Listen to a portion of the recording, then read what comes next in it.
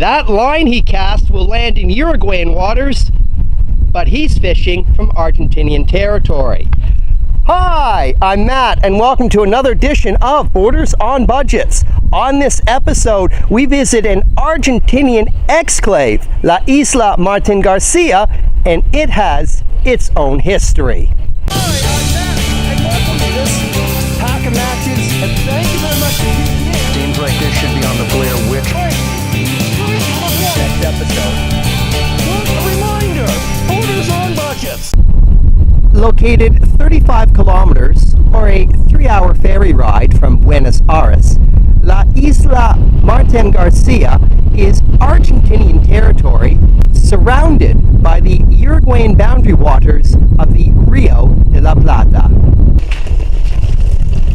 The island of Martin Garcia is not that large, only about a square kilometer, and we will stay to the populated zone, thereby avoiding the unauthorized zone behind the aerodrome, which is protected by the waterway, the Inferno Channel. The population of the island is about 80 families, or más o menos 200 people, and they live on an area less than 1 square kilometer. This would have been the start and the end of one of the main streets. With a population of only 200, the island offers these opportunities for pristine conditions. It also shows that there aren't many people around. Of all the colorful buildings on Island Martin Garcia, perhaps none are as popular as the pink bakery, La Panaderia Rocio. Claro. Traducirlo porque no Hubo un presidente que se venía, andaba. ¿Vino Cafiero? Cafiero también. ¿Cuántos años usted trabaja aquí? ¿Acá? Sí.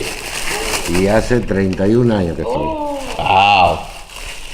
Había un presidente, expresidente de la Argentina, que venía especialmente a la isla a comprar los pan dulces.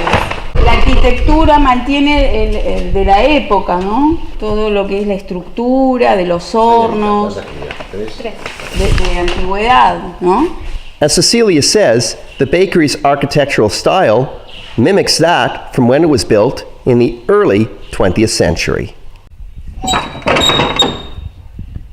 Así, y esto va adentro, ¿ves? Así, y lo alargamos allá adentro y se cocina. Lo dejamos un rato y después lo sacamos. So using this long pallet is how the bread enters and exits the oven. No wonder I'm still hot standing here, even a couple of hours after Fernando has finished baking. According to the thermometro, it is still over 100 degrees.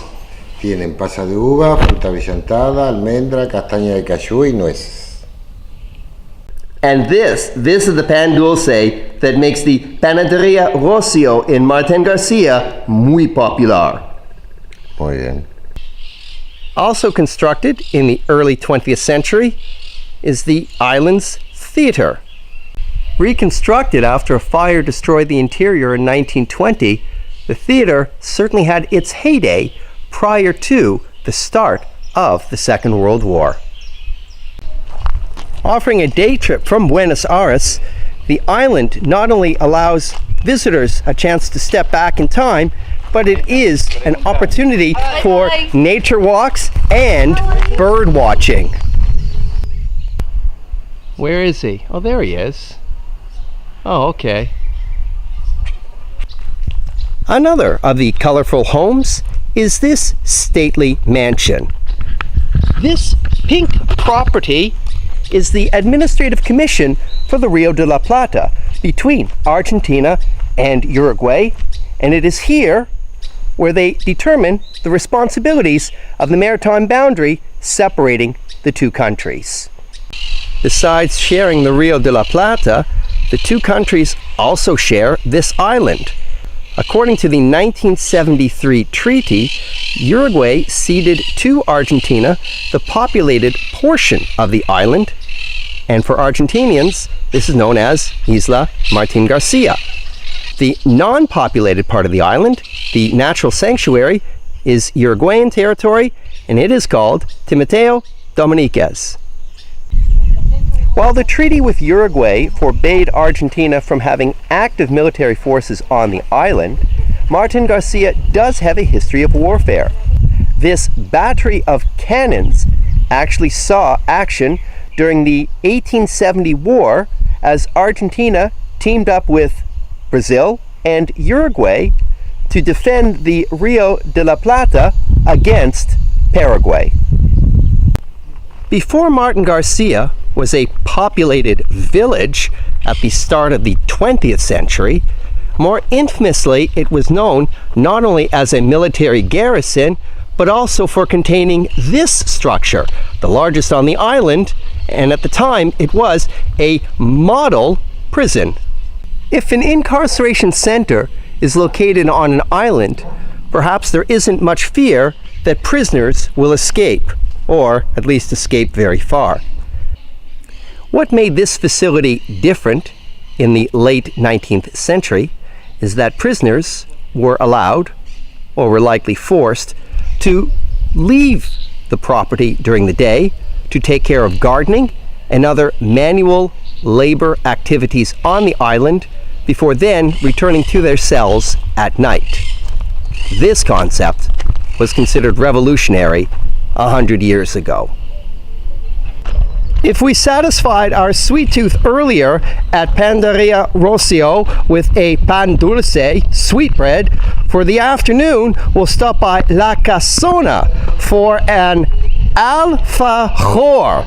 I hope I said that correctly. An alfajor, a treat of Martin Garcia.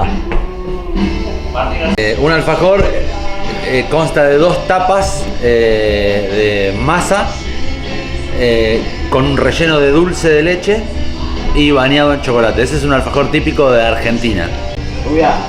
¿Cuánto cuesta por un alfajor? Un alfajor cuesta 45 pesos. So 45 pesos, or about $1.50. See, okay, so let's try one. Let's try one. Dale uno, dale uno. Ah, que te dé uno. Sí, oh, sorry, in español. Ooh. White chocolate alfajor. 2 cookies with sweet milk drenched in a chocolate bath. Well, salud. Ooh, that's muy rico. Muy rico, muy bien. Hola, perro. One of the 2 variety stores on the island. I just dropped the note and it stood up on its end. Here, take my 10 pesos por un helado de agua.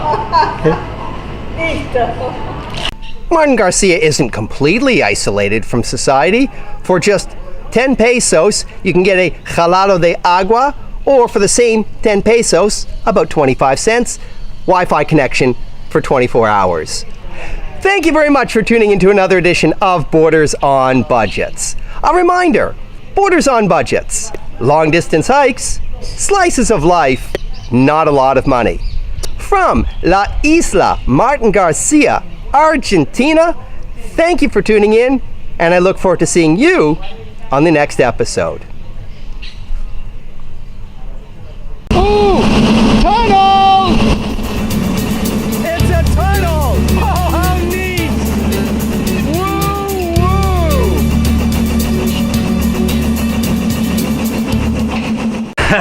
Muy rico, muy bien. Now what? ¿Qué pasa? Okay. Did you like this episode? Good. Help Borders on Budgets. Hit the subscribe button below and release me from these bars.